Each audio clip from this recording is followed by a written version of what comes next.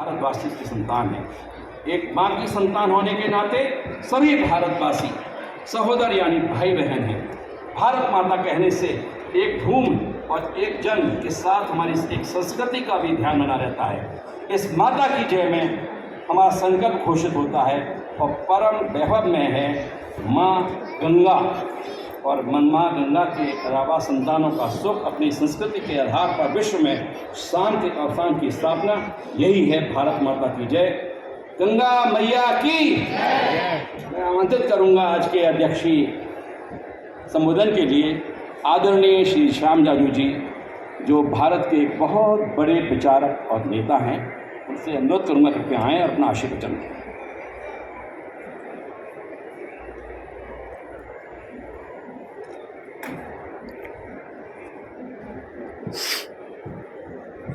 यह कल कल छल छल बहती, क्या कहती गंगा धारा, युग युग से बहता आया यह पुण्य प्रवाह हमारा। इस धारा में कितने ही वीरों की राख बही है, इस धारा में कितने ही ऋषियों ने शरण गही है। इस काव्य में आज जिस किताब का विमोचन करने के लिए इतना समृद्ध मंच यहाँ पर उपस्थित है, उसके पूरे सब भाव इसमें व्यक्त हो रहे हैं। महामंडलेश्वर कैलाशानंद जी, जिन्होंने केवल अपने मठ तक, अपने आश्रम तक खुद को सीमित नहीं रखा, पूरे देश में जिनका भ्रमण होता है, सामाजिक विषयों पे जिनका चिंतन रहता है और स्वाभाविक रूप से गंगा पर लिखने का उनका अधिकार है। मैंने उनको देखा है, गंगा के पात्र में कितना घंटा वो रहते हैं। हर श्रावण मास में जो उनका अभिषेक चलता है, उस अभिषेक का सहभागी होने का भाग्य मुझे भी मिला है। और तब भी मिला है जब कोरोना पीरियड में मास्क लगाना होता था और अंतर रखना पड़ता था, तब महाराज जी के इतने नज़दीक मैं बैठा था अभिषेक करने के लिए, तो उसका केस आज भी मेरे पर चल रहा है कि आपने मास्क नहीं लगाया और महाराज जी के बहुत नज़दीक बैठे। यहाँ इंद्रेश जी मंच पर है, उनके बारे में कोई कहने की आवश्यकता नहीं। देश के सबसे बड़ी अदालत, आदमी सुप्रीम कोर्ट से तो बरी हो जाएगा, पर रजत शर्मा जी की अदालत से बरी नहीं होता जल्दी। ऐसे रजत शर्मा जी, हमारे अभ्यासु सांसद निशिकांत जी, सांसद नागर जी, देवदत्त जी, युवराज जी, दीपाली जी, यहाँ पर मंच पर बैठा हुआ इतना समृद्ध मंच किताबों के विमोचन के कार्यक्रम में मैं पहली बार देख रहा हूँ। गंगा का एक नया रूप आज के परिवेश में है।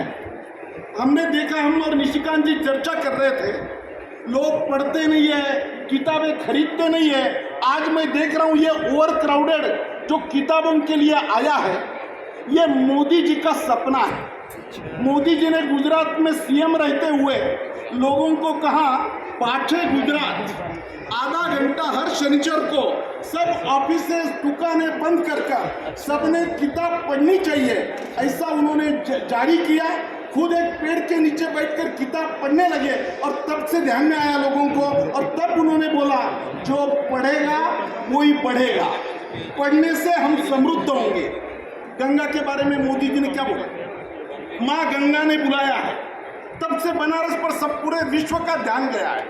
गंगा स्वच्छता अभियान के लिए ये संत महंतों के प्रेरणा से ही सबसे ज्यादा बजट इसी कार्यकाल में दिया जाता है। अटल जी ने जो गंगा नदियों को जोड़ने का प्रकल्प लिया था, उस प्रकल्प को न्याय देने का काम इसी कार्यकाल में हुआ है। और आज जापान के प्राइम मिनिस्टर आते हैं और उनको गंगा आरती के लिए बनारस लिया जाता है।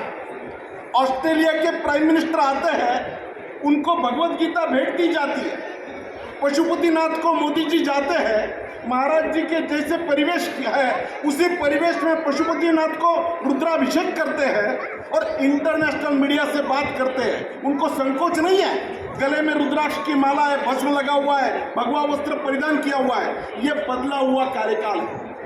गंगा उत्तराखंड से निर्माण होकर हिमालय पर्वतों से निकलकर विष्णु प्रयाग, नंद प्रयाग, रुद्र प्रयाग, कर्ण प्रयाग, उत्तर प्रदेश, बिहार, झारखंड, वेस्ट बंगाल, बाद में वो मिलती है।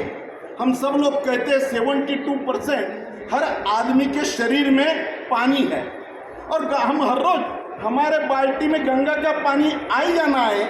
हम बोलते हैं गंगे चैव यमुने चैव, गंगा का ये स्थान है। हर भारतीय का ये मन में रहता है कि मेरे को कभी न कभी गंगा स्नान करना है। प्रयाग में बगैर निमंत्रण के करोड़ों की संख्या में लोग जाते हैं। मोदी जी ने उसको भी इवेंट बना दिया है। जो जीवित नहीं जा सकता उसका मृत्यु के बाद भी उसको लोटे में वहीं जाना पड़ता है, गंगा में ही उसको जाना पड़ता है। तो यह जीवन देने वाली गंगा, जल है तो जीवन है, जल है तो कल है। गंगा तेरा पानी अमृत, शुद्धोदकम स्नानम, जल है तो शुद्धि है। ये सब बातें इस किताब से पूरे विश्व में मैसेज जाएगा। इसलिए मैं महाराज जी, उनके सहयोगी सभी टीम, उनको बहुत बहुत धन्यवाद देता हूँ कि इस प्रकार के किताब का उन्होंने आयोजन किया और यहाँ पर उसका विमोचन का कार्यक्रम किया। बहुत बहुत धन्यवाद। नमस्कार।